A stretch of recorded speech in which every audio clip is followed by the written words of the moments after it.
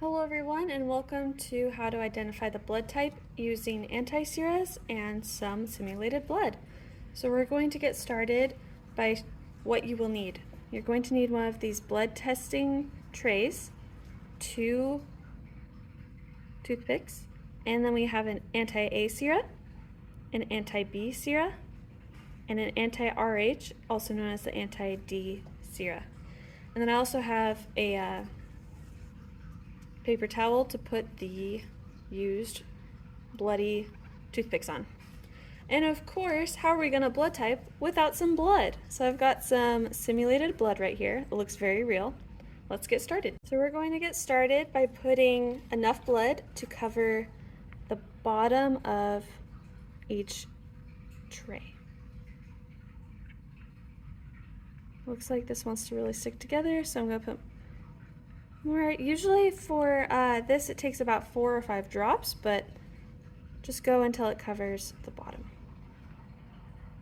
Every dropper is different. You don't want to put too much though, because it can overflow. If you see bubbles, that's okay. We can probably fix that with the toothpicks later. It's hard to see, but if you were to zoom in to this, in very, very, very light lettering, there's an A, a B, and RH.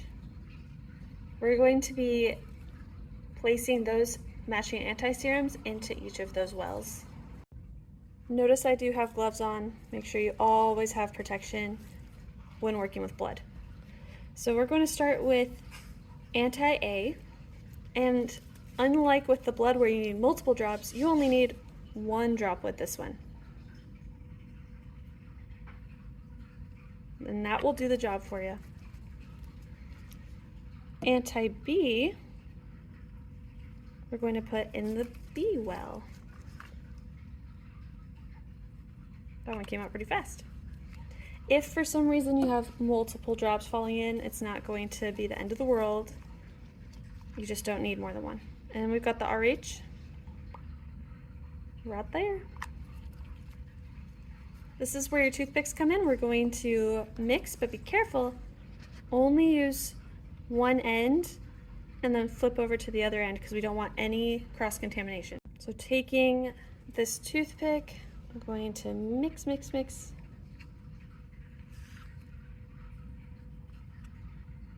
Flip it over,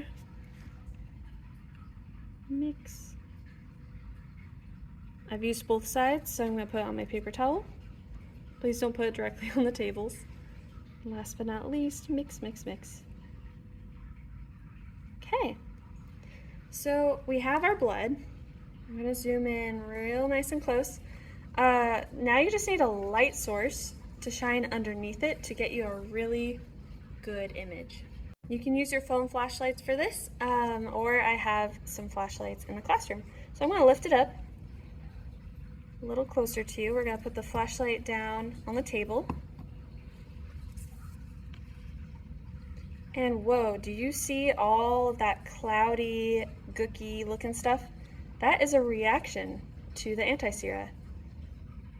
Let's take a look at, ooh, A has it too. See those chunks in there?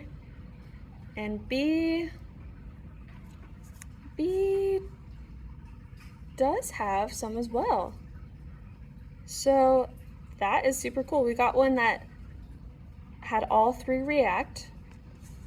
So if we were to take that into account, what blood type would that be? Since we saw that A reacted, that B reacted, and that the RH reacted, we know that it is AB positive. If none of these had reacted, what type of blood would that be? If it didn't react with A, it wouldn't have the A proteins. If it didn't react with B, it wouldn't have the B proteins. And if it didn't react with RH, it would be negative, so that would be O negative. Hopefully this helps you understand how to read a test for blood, and make sure to clean up, rinse this down in the sink, and return these trays. And you can throw away any used toothpicks or paper towels. Thank you.